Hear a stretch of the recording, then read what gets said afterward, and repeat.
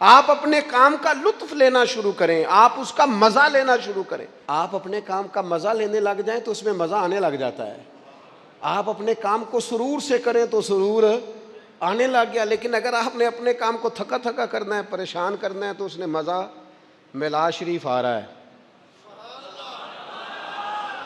ادھر دیکھو میری طرف، میلاد کرنا ہے تو پورے ذوق سے کرنا ہے۔ اس کو نہ تھوڑا کریں، تھوڑے خرچوں والا کریں، لیکن پیار سے کریں۔ یعنی اس میں آپ دریاں بھی بچھائیں تو مزہ لے کے بچھائیں۔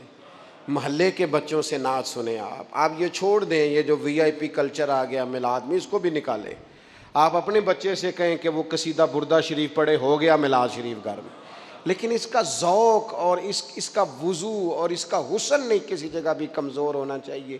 آپ کے اندر وہ خاص لہر ہو کہ میں اپنے نبی کا ذکر کر رہا ہوں، میں حضور کے میلاد شریف کی بات کر رہا ہوں۔ اس میں زیادہ تکلفات کی ضرورت نہیں، اس میں درد دل کی نیتوں اور ارادوں کے خالص ہونے کی ضرورت ہے۔ بڑا ذوق ہو، بڑا شوق ہو، بڑا پیار ہو۔ یکم ربیع الاول سے لے کر 12 ربیع الاول شریف تک کم از کم ہر نماز کے بعد 100 بار درود پاک تو ہونا چاہیے نا۔ کم از کم ہمیں ہر روز سوتے وقت 3 نعتیں تو سن کے سونا چاہیے نا ربیع الاول سے۔ ہمیں کم از کم یہ پورا مہینہ حضور کی سیرت پاک کا اور سنت پاک کا روز کا ایک ایک باب کا درس تو سیکھنا چاہیے نا۔ حضور کھاتے کیسے، بیٹھتے کہتے، حسن تکلم کیسا، حسن گفتگو کیسا، لوگوں سے معاملہ کیسا، اخلاق عالیہ ہمیں سیکھنا چاہیے نا۔